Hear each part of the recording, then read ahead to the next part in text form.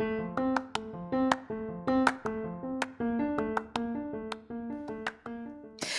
there, and welcome to the daily podcast where wisdom smacks us with kisses or love taps. I'm MichelleSpiva, a wisdom strengthening coach, your host, and practical priestess of wisdom. Mwah. Join us daily to gain wisdom and mental strength as we tackle innovative thinking, address emotional and behavioral life traps, and yes, provide you with some practical how to's to wrap it all up. So settle in or crank up the speed 2x, whatever gets your mental processes firing as we dive in. Stay tuned.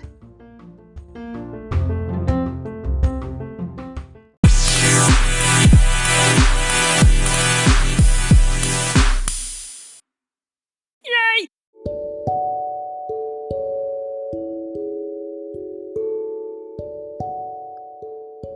Have you noticed when you go to the mailbox or have to run a quick errand, how clean the air seems and how bright the sun is? Hey, this is Michelle Spiva, your practical priestess of wisdom, and I want to welcome you to today's podcast, A Wisdom Smack. Mwah. Join me on the flip because we're going to be looking at how, it's really weird. We're gaining some things. So I want to talk to you about how we're learning to lose to win. I'll see you on the flip. Thank you for joining me. Today, we're actually going to be talking about it's an old statement. It's called losing to win, but I think it's really apropos right now. I was able to go out and check my mail and do some things today, and the sun is beautiful. It is so clear, the sky. I mean, it almost looks too perfect, like picturesque, and it arrested my senses because of how much beauty I'm seeing, in the springtime. And if you are listening to this or watching this at the time of recording, we are still in the midst. Oh, yes, we're still in the midst of quarantine, lockdown, self sheltering, social distancing, whatever you want to call it. And so, yeah, a lot of people like me who are trying to obey the rules. This is going on week number 5. Can you believe it? All right. So, um, I have just a few little quick wisdom smacks and things to help us to remember and take advantage of this time. And I have been talking about taking advantage of this time to make over yourself, update your personality. I've got some more things that we're going to be talking about in the days to come of some other ideas as I'm getting good feedback from people that are saying, thank you for reminding me. And so today, with this whole losing to win, there's something about how when we are forced a lot of times to be discomforted, that there is something that happens. And I wrote it down this way. I wrote it down that discomfort is the fuel for revolution, meaning that you revolt against what is your norm.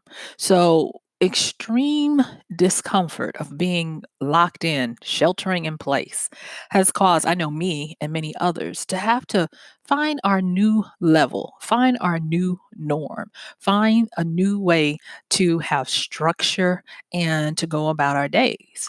But on the other side of that, with every revolution, if you do it right, there comes an evolution.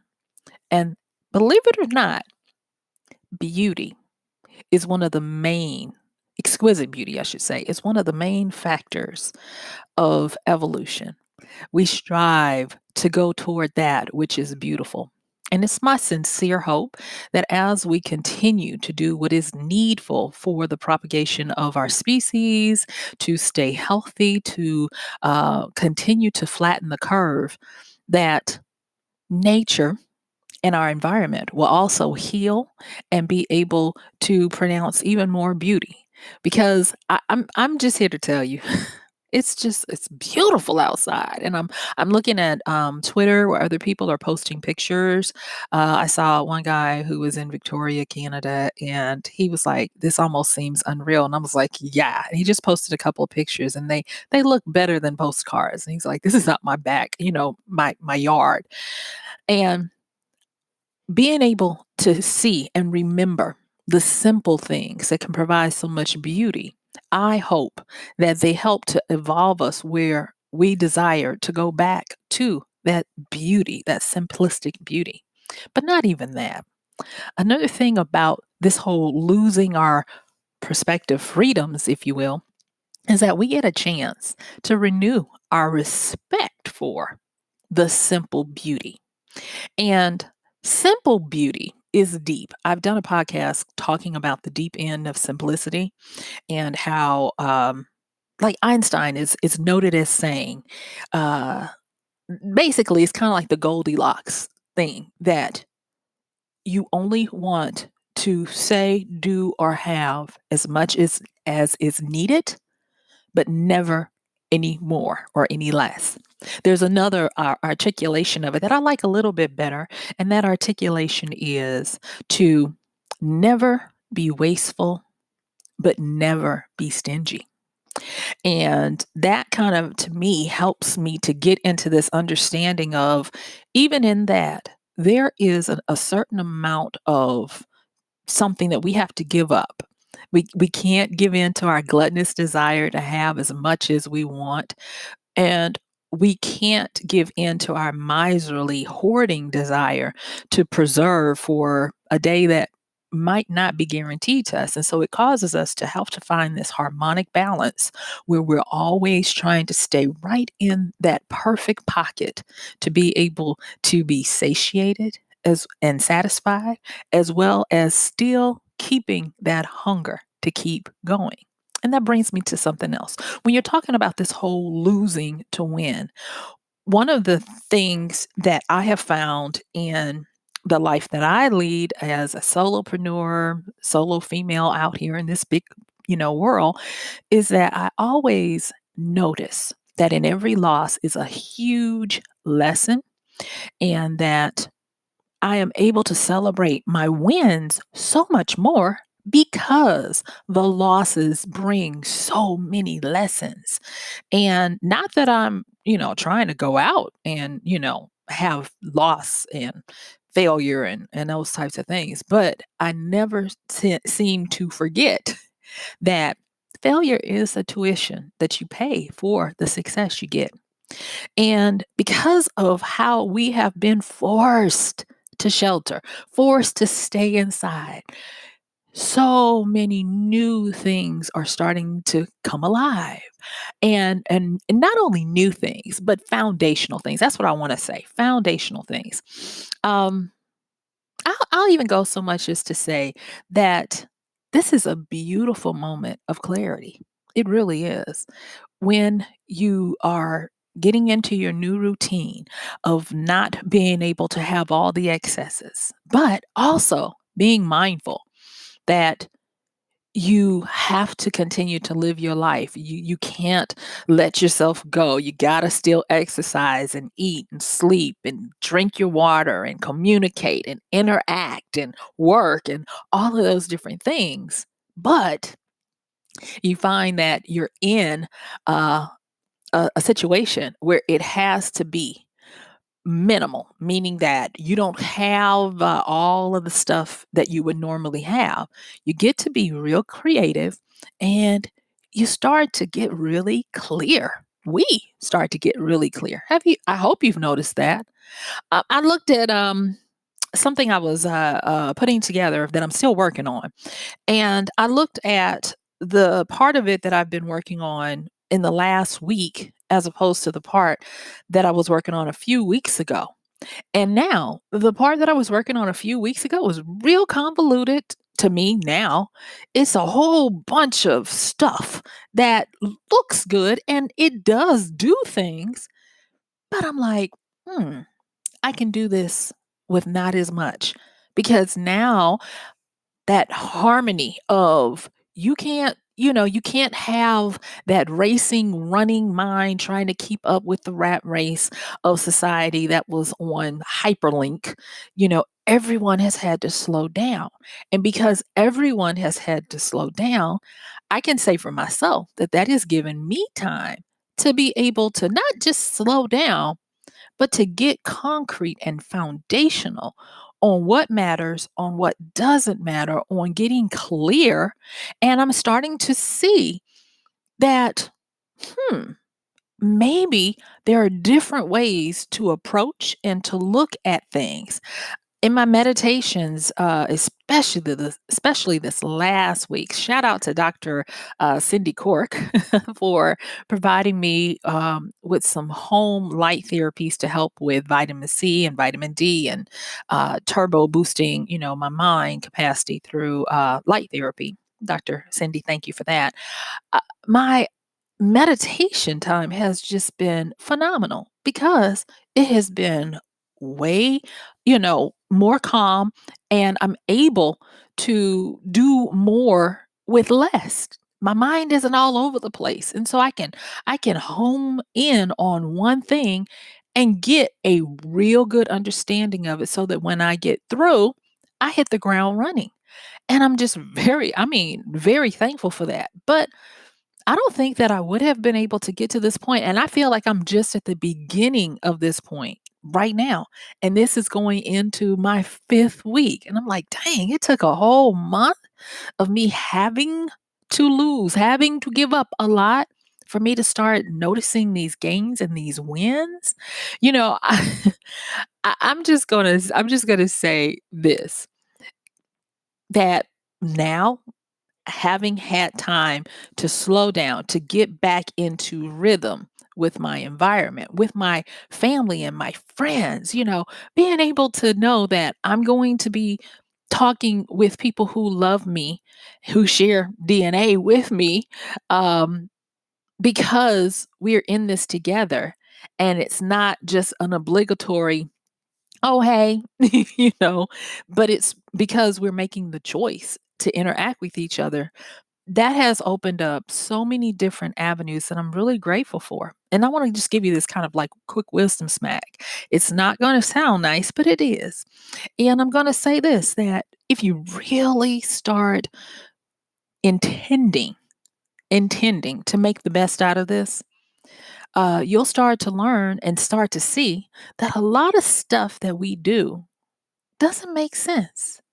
A lot of stuff we've been doing is for the sake of being busy. I'm going to say that one again. A lot of the stuff that we had been doing was for the sake of being busy, for the sake of justifying our actions, for the sake of appealing to our ego.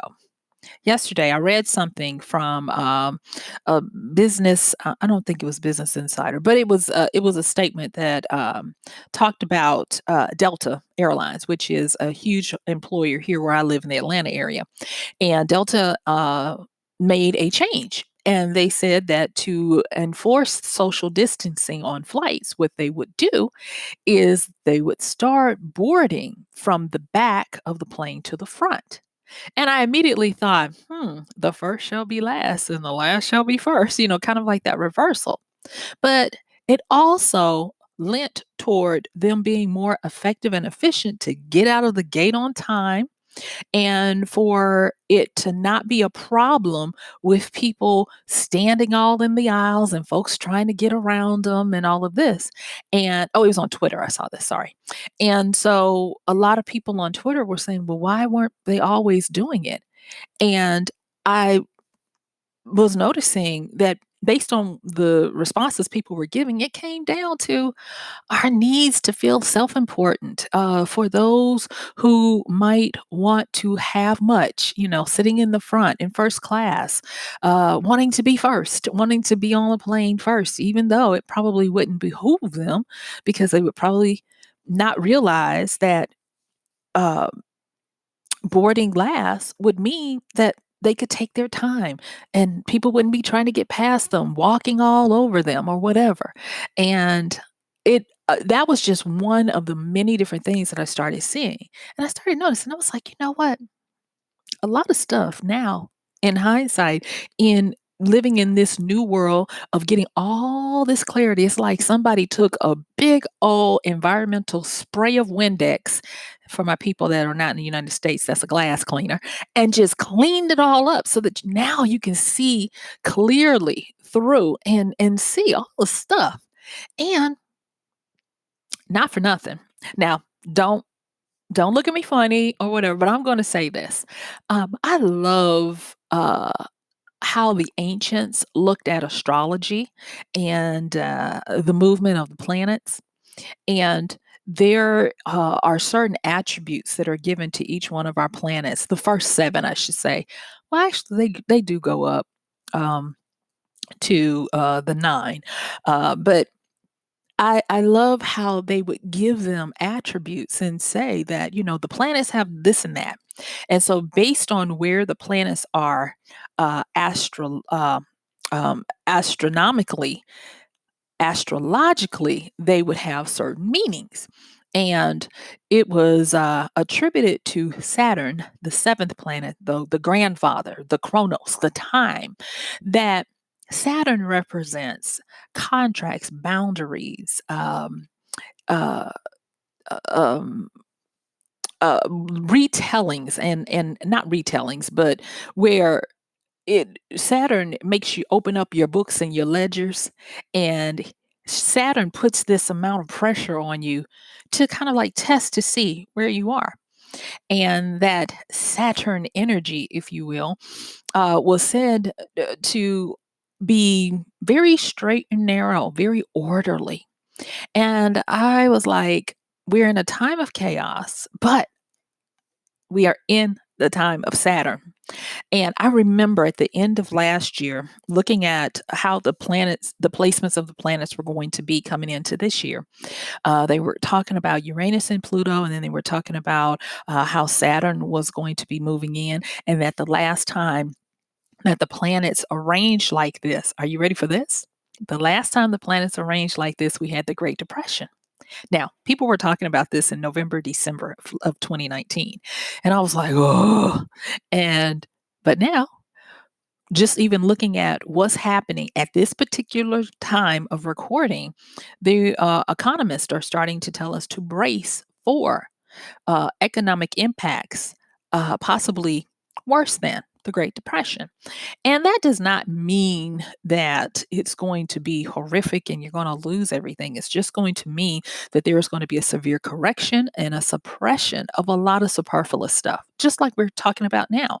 That there is going to be correcting and there's going to be a lot of what seems to be a loss. But it's kind of like when you take something that has a outer fluffiness that is no use to anyone and you shave it away or you trim it down to get to the good stuff, the compacted center that does all the heavy lifting of whatever this thing is, whether it's a piece of meat or a piece of fruit with, a pulpy husk on it or whatever it may be. That's kind of like similar of what we're going through. And when we're going through it, it doesn't necessarily feel good, but when you look at the aftermath of it, it is so much better.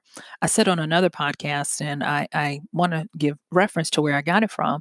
Morgan Housel of the Collaborative Fund. He talked about the aftermath of what happened between the Great Depression and the decade after. So, Great Depression, October 1929, well, that's when it hit the United States, but it was a global phenomenon. And between 1929 and 1940, how many things we had invented and technologically advanced ourselves, and that it was because all of the superfluous had been stripped away, and we were faced with the effective component of the foundational. And so being able to start from there meant that we were able to advance strongly and have a lot of wins because we weren't duped by the stuff that doesn't matter. We weren't duped by the 80% that only yields 20% of action. And so I was looking at that. I was like, wow, a lot of this stuff doesn't make sense. But then there was another thing too. And the reason why I was talking about the whole Saturnalia influence of the planets' alignments is that a lot of folks, including me, possibly including you, are facing the fact that we now have to eat a lot of our failure. And that failure is not just economic, it's not just relationship, it's in the dark crevices. It's in the areas where you were supposed to be exercising. And now it's really starting to show. especially when you look at the impact of how the virus is affecting certain people as opposed to other people. Or, and this is not to put anyone down, or learning really a lot more about yourself, that how good are you when you have to be the person who is supervising you. That's been one of the big things, and I actually had a friend ask me to please do a podcast on that, and I'll possibly do that real soon. But just even finding out that, but for the saving grace of having a manager, a supervisor, a boss, or whatever, a lot of people are waking up to find out that they did not have, or they had lost the ability to self manage, to self supervise, to do what you say you're going to do when no one is around to enforce it or make you. And that's been really something for a lot of people, a huge eye opener. Like I said, Saturn is turning and looking and allowing you to really see, what can withstand the test of scrutiny and what can't. And so for me, like, getting back to the to the basics of not trying to do the most, of even how I am starting, I'm having to run my business. It's been difficult. It's been like, oh, wow.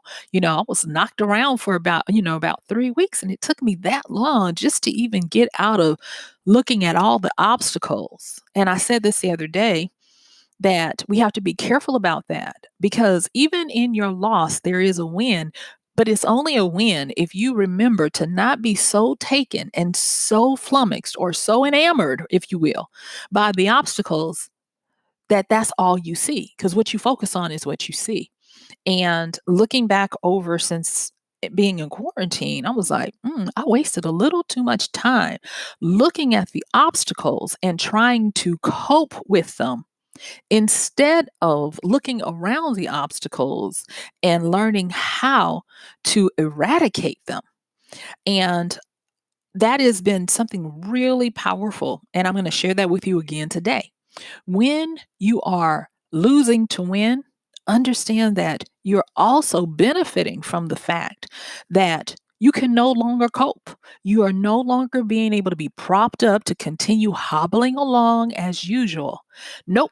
The kickstand is being kicked off, and there will be a little tumbling, there will be a little falling, but when you get up, you're going to notice that you can't continue on. You'll have to do away with, eradicate that stuff that oppresses you, those obstacles that make you hop through hoops. And I don't know about you, but this is a kind of like a hallelujah moment when you really think about how many things, how many obstacles have you just been dealing with? Have you just been trying to keep up with, instead of moving them, crumbling them, annihilating them, going through them, around them, over them, or under them, but not with them? And that's one of the big ahas that's been happening. I know for me, with the situation that we've been in, and it's looked like a loss, but whoa, has it really been something? Because there are a lot of obstacles that I've tried to make nice and cope with that are not, but that I don't have to deal with that anymore, because I had to deal with them, and not just coping, but deal with them. And so I want to say this, and this might sound a little harsh, and I put it in my notes, and I was like, do I want to say that? Yes, I do. And that is this. And that this was what one of my hard talks with myself, and this is a wisdom smack that I got and, came out of some of my meditative time. And that is, instead of trying to keep up, grow up. And when I say grow up, this is not about maturity as much as this is a grow up to the next level, a grow up to, now that you can start to see clearly, now that you're starting to see what really matters, what really is a benefactor, not benefactor, but what really is feeding in to your ability to have peace and joy. What is not? A lot of folks are starting to realize that all the puff and fluff, all of the things that we thought we needed to be happy, they are sitting over there taking up space and possibly monthly payments. And clarity is a mug. Clarity, when you get clear, the simple things become so much more to us. We can sit down and not necessarily always have to be externally stimulated, and your mind starts being able to rebound, grow, and go back to its ability to process and give you creative thoughts. There are going to be so many people that emerge from this time with new futures, new careers, new innovations, and creations. It's not even going to be funny. And this is something that I wanted to spend some time on before we got out of here. And it's a quote from Warren Buffett, of all people. And he says, and I've said this, I think, on another podcast, but he says, "You never know who's swimming naked until the tide goes out." And this is one of those tide going out moments. But you always have to be careful when the tide goes out, because when the tide goes out, it moves the ocean with it and you start to see what's underneath. But you got to be careful because it also creates what they call rip currents. And rip currents are deadly if you're not aware of the cycles, because while the tide is moving out, there is another cycle where the tide is going to rush back in. And both of them are times for us to learn and grow. And this is something that when I was looking at what we were going to be talking about today, because I'm so excited about these clarities and these simplicities that are coming, and I thought about the Oracle of Omaha and how simplistic he is. That is this: you're now, if you're really taking this seriously and trying to be wise about what you do and trying to make wise moves, hopefully, you're getting to the point where you're starting to realize that this is the opportunity for you to advance yourself, your skills, your life, your way. And there's a thing about advancing that a lot of times no one says it out, just out, but it is expected. And that is this: that when you learn advanced training about yourself, about what you want to do, you no longer find that you have to be so showy and so out there and doing the most, as the kids like to say. You learn to be still and to know. And there have been a lot of people who've reached out to me in the last little time that we've been quarantining, who've been talking about this very thing, that they have been trying to do their work to figure out, what do I want at this time? Because now they've even evolved to understand that what you think you want, what you think your calling is, your passion, your volition, it doesn't necessarily always have to be the same throughout your life. It can change. And then that leads to the permission that you can give yourself to start becoming advanced to, who am I now? What do I want now? And because we're getting this time to be clear, to stop all the onslaughts of inputs and outputs that hit us every day, that we're no longer up here at 110, 120% capacity, that now we're starting to come back down. Some people are like, this isn't so bad. This is actually helpful. My heart rate is down. I'm able to do things with intention and clarity and determination. I'm able to commit to a schedule because I'm not being bombarded by other people's egos and wishes, and I'm not always in a reactionary mode. I can be proactive.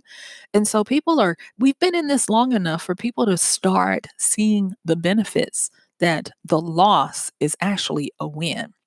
I've told y'all this many times when I've talked to you before about, how my grandmother used to deal with her grandkids when they would come over for the weekends. And when we would get too riled up, she would actually say, "It's time for you to collect your thoughts." And that's what she would say. And in her living room, I talked about the big aquarium and the paneled walls. So even during the day, she could close those blinds, turn the lights on for the aquarium, and we would sit there on the floor looking up, watching the fish. I can still see it in my mind's eye. And right next to it was a book case full of books. And this was before we had all of the handhelds. Now, they had the little handheld gamey things, but she wasn't for that. And so we learned how to sit we learned how to sit in a meditative stance. And I forever thank her because I thought everybody's grandmother or parents did this. Little did I know. And she used to tell us things like, it is no one's responsibility but your own if you're feeling bored. That simply means you're not doing your job to give your mind structure or the ability to be creative. And doing that in our formative years has helped me a lot. And right now, because we're all in this together, around the world is having to be still, is being impacted by our pandemic and this quarantine that we're in. You can almost feel a lot of the anxiety and the panic and the pressure and the depression leaving. Now, shout out to my people who are mentally incapacitated in some form or fashion. My heart goes out to you. But if you're in the regular main bell curve, I'm talking to you. This is a gift. And even though it might seem like a loss, if you really look, you can find a lot of wins. And if you can't, ask the losses to show you the lessons that they're trying to teach you, and you will be amazed at what you find. So, guess what? Yeah, my time is up. I thank you for yours. This has been Michelle Spiva, your practical priestess of wisdom, with another podcast of Wisdom Smack. Mwah. Don't forget to check the show notes and like, subscribe, and share. And if there's something that you'd like for me to cover, reach out. And because this is a daily podcast, I'm going to see you tomorrow. Have a great one. Bye.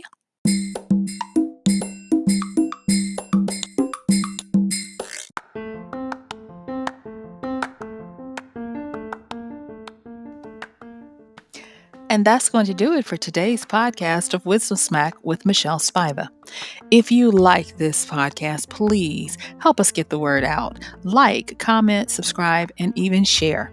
And if you really like it, please help us continue to get the word out by considering using this show's link for Amazon. So when you want to go to Amazon and you do all of your general shopping, please use MichelleSpiva.com/AMZ.